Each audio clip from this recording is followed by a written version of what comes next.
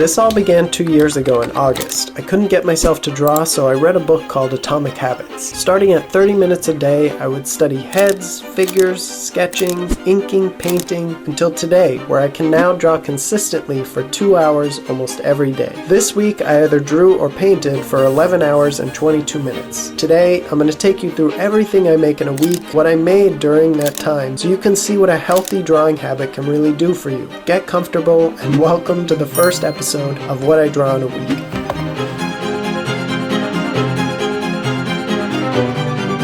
When you start to take yourself seriously as an artist, there's always this invisible pressure to draw every day. If you're not drawing with every spare moment that you have, you're somehow losing the battle with creativity. You're not doing enough to become an artist. Back when I was a student and I didn't draw, the guilt would eat away at me. But all it really did was make my relationship with art toxic. It didn't make me want to do more drawings. It made me push away from art rather than gravitate towards it. It's only now where I realize that being passionate about art is only what gets you interested in doing it. You need something else to get you through it. There's 16 hours available to you when you're awake. That's if you're not cutting into your sleep, which I would not recommend because it's going to impact the way that you learn. You want rested, exercise, and properly nourished minds. Every little thing helps. First thing in the morning, I always take Keanu out for a walk. He loves being outside, and it gets me off my computer into fresh air and sunlight. When I'm awake and alive, that's when it's time to make some art. But first I need a little food or I won't be able to focus. Maybe a little anime if I can fit it in. Now that's out of the way, let's get into the art. Recently, I started being very consistent with my live stream schedule. So Monday, Tuesday, Wednesday, I'm on like clockwork from 8:30 to 10:30. This is my drawing habit. I wasn't always streaming my practice to the public, but it's been exciting and fun. I like the idea of improving with you instead of disappearing and then reappearing with better skills. I want to cross that finish line with you together. And I've already seen some improvement in my work, especially in my paintings. It's surprising what consistency can do for you, and honestly, it still surprises me. Unfortunately, that's all the time I have to spare in the morning for art, and it's time to watch anime again. Wait, exercise. When I'm done with my art for the day, you might wonder what I do with all that extra time. Between walking my dog and anime and some exercise, that's only 4 hours of my day. There's still 12 hours of the day left. The answer is a bit of everything, but a better explanation is everything I have to do in order to make sure that those 2 hours of art habit are possible and productive.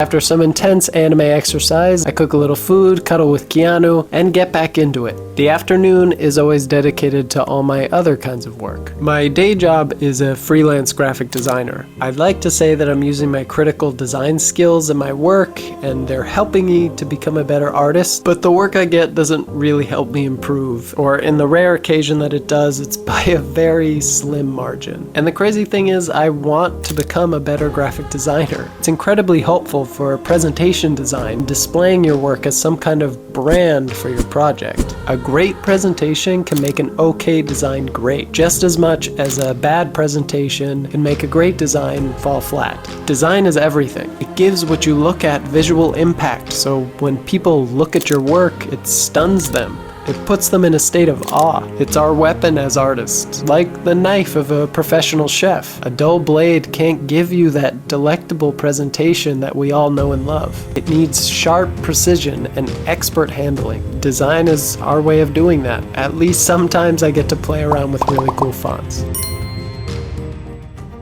If I finish work before bedtime, I have a couple of options. TV, video games, more art, or I can try to learn something new. This is generally where most people relax because they've had a super long day, and I don't blame them. Sometimes I do too. But it's also one of the few moments of the day where I can be really productive. One of my lovely followers on my stream recommended a new manga called Witch Hat Atelier. So I took some of my free time this week to explore it. It's a beautiful drawn manga by Shirahama Komome, one that I've never heard of before, and it even won an Eisner Award. It's about magicians who create magic through drawing, so I felt it fuel my inspiration for the week. I also watched a little of The Devil is a Part-Timer for a laugh, finished off a season of Bleach, and played a little bit of Baldur's Gate 3. It was challenging this week to go to bed on time. I heard of this new thing this week called bedtime revenge procrastination. It's where you delay much needed sleep as a form of revenge for not having enough time during the day to relax. I try to balance my free time, but it is hard sometimes. Being kind to myself in these moments is super critical so I don't spiral into a depression and ruin all the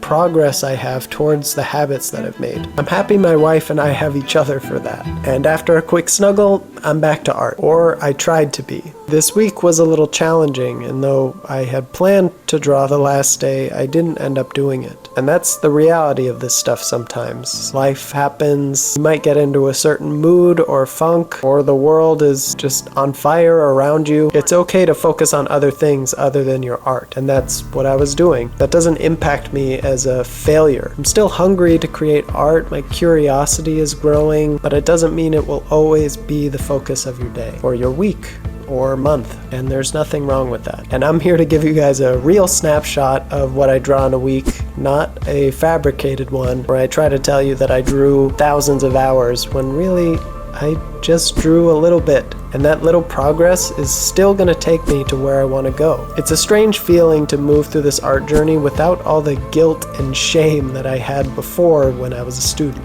All those toxic and negative emotions are largely gone. I can't say I always have good days. My work can frustrate me too, but my desire to learn and my curiosity is so much stronger that it really takes a back seat. I'm not focused on the frustration I feel when a piece comes out wrong. I'm focused on how I can do it better. I feel happier, healthier, and closer to the finish line than ever. I can't wait to cross it with you. That's all for today's episode. Have a happy and healthy creative process.